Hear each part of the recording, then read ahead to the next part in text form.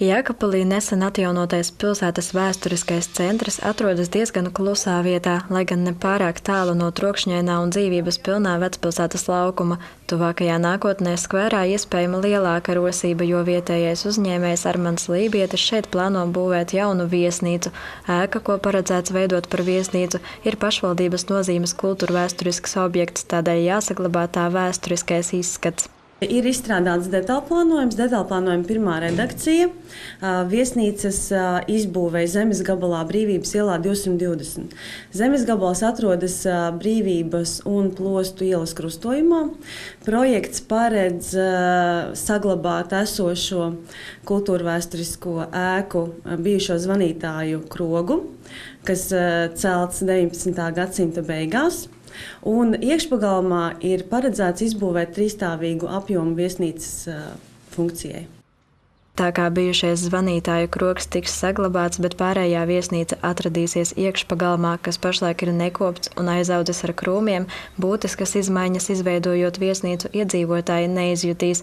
Tomēr jāņem vērā, ka plānotās viesnīcas atrašanās vieta ir mazstāvu dzīvojamā apbūve, tādēļ Jēkabpils pilsētas pašvaldībā ir izsludināta detaļplānojuma pirmās redakcijas publiskā apspriešana, kas ilgs līdz 1. aprīlim un kuras laikā iedzīvotāji var izteikt savus ierosinājumus. Iedzīvotāji var vērsties Jēkabpils pilsētas pašvaldībā ar savām aizpildot anketas, ar savu redzējumu, kas būtu maināms būvprojektā, piemēram, uzlabojams. Vai ir arī tiesības pateikt nē šādam projektam vispār? Jā, bet tam jābūt argumentētam viedoklim, kāpēc pēkšņi nebūtu iespējama viesnīcas izbūve šajā zemes gabalā. Aptaujātie vietējie iedzīvotāji gan neizsaka nekādas pretenzijas šādam plānam. Tieši otrādi, daudzi uzskata to par labu ideju. Es ļoti labi atceros, zvanītāju krogs tur bija. Jā. Un kā jūs vērtējat šo te ideju, ka te būtu viesnīca? Ļoti labi. Te bija agrāk tirgus laukums. Tas bija Ulmaņa laikos. To laukumu es neatceros vairs, bet to māju ļoti labi zinu, ka tur bija krogs un tie laucinieki, kas brauca, ko pārdeva, pēc tam naudiņu tur atstāja. Tā kā to jau es atceros, ko mani vecāki stāstīja. Tā kā tā. Tur būs ļoti skaisti, es jums teikšu. Pēc idejas vajadzētu viesnīcu, jo daudzreiz cilvēkiem nav kur palikt, bet vai šajā vietā, ārpus centra, nezinu. Bet, ja jau tā izdomāts, droši vien, ka vajag. Man vienalga. Tāpat mājas stāv veca. Nav smuka. Varētu arī uzcelt viesnīcu.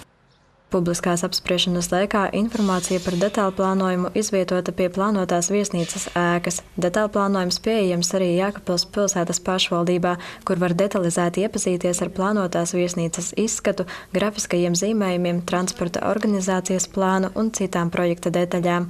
Iedzīvotāji, kuriem radīsies kādi jautājumi vai priekšlikumi, aicināti piedalīties publiskās apspriešanas sanāksmē, kas notiks Jēkabpils pilsētas pašvaldības būvvaldes telpās Jaunā ielā 31C 26. martā 2017.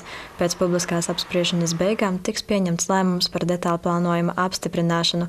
Nākamais solis būs tehniskā projekta izstrāde, bet pēc tam sāksies viesnīcas būvniecība. Sandra Pēgļkalne, Vladimirs Boltans, Vidusdaugavas televīzija.